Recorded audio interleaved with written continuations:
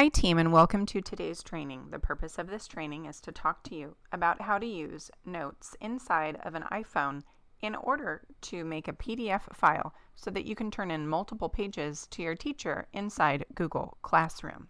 Here I'm inside Notes. I'm going to click on the bottom right corner of this app in order to create a new note. When I do that, I'm also going to click on the camera button located right here. I'm going to choose Scan Documents. It's going to activate the camera. I'm going to hold the camera on top of my workbook in order to capture pictures of this workbook. I'm also going to use my index finger in order to adjust the corners so I capture exactly what I need, but not too much.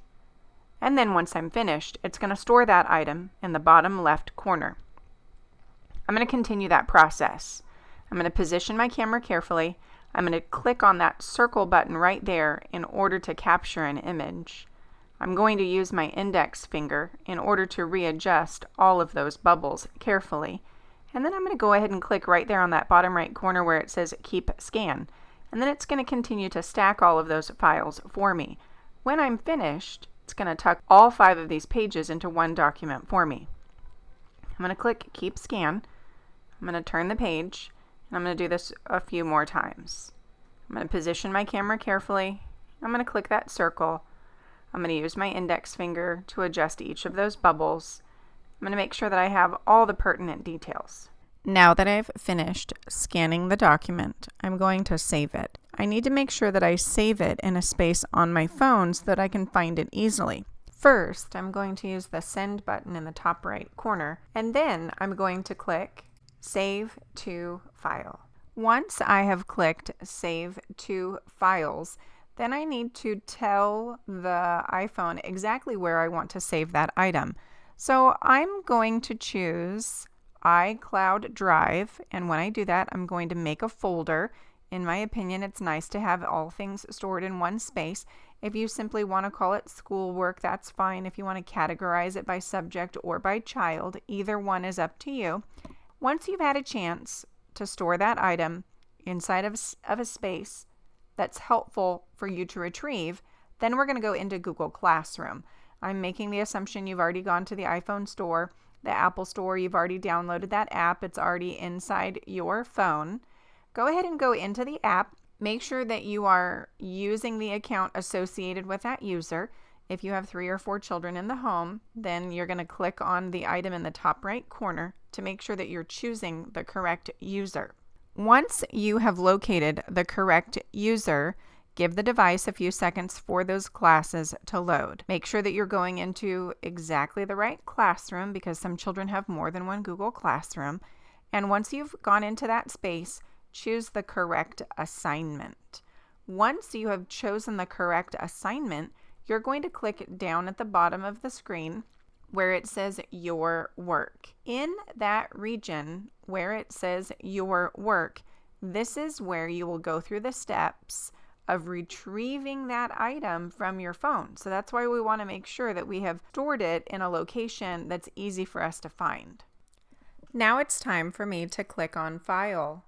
Once I click on File, I want to go into the same location where I saved that file from Notes. I'm going to go into iCloud Drive in order to locate the math folder. Once I locate the math folder, I'm going to click one time to open that math folder. Inside the math folder, I see my document waiting for me. However, it doesn't have my name on it. It's definitely going to help my teacher if I change the name of this file. So I'm going to click one time, and then I'm going to use the keyboard down at the bottom in order to type in my name. Once I have typed in my first and my last name, I'm going to click Done on the right-hand corner. When I click Done on the right-hand corner, it's going to take me back to that original view. I need to tap on this document in order to turn it in. When I turn it in, it's going to take a little bit of time, depending on how I'm connected to the internet. If I'm using data or Wi-Fi, it might take a little bit of time, so I need to be patient. And if I have discovered that I've attached the wrong document, now's a good time to click the X so that I can delete that item and then start again. Once you are sure that this is the right document, just allow it to upload. Please be patient. You will then see it appear on this screen right here. If for some reason you need to make some last-minute adjustments to this PDF file, you can either click on it to verify that everything is dandy, or you can also make some adjustments.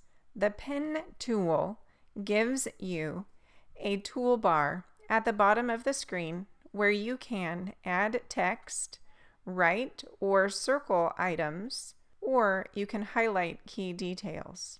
As you can see on the screen here, I'm circling different bits and I'm adding some sample text. These are things that are not necessary or important, but if you feel that they're vital tools for you, feel free to use these tools in order to add some last-minute details. Once you are finished making any of those last-minute changes, you would click the Save button in the top right corner. Immediately next to the Save button, you'll see the Undo and the Redo button. This allows you to go back in time or forward in time if you want to remove or add things that you have already done. You'll also notice that there's an arrow on the right and the left that allows you to toggle between screens. Again, choose that Save button on the top right-hand corner when you are finished, or choose that little arrow on the top left to exit this space entirely. Once you are completely satisfied with all of those changes, allow those edits to be saved. Click the X in the top left corner to get out of the editing feature. And then use that Turn In button once you are ready to turn in your assignment. When you click Turn In, it will verify, are you sure you want to turn this in? And then the document will be turned in.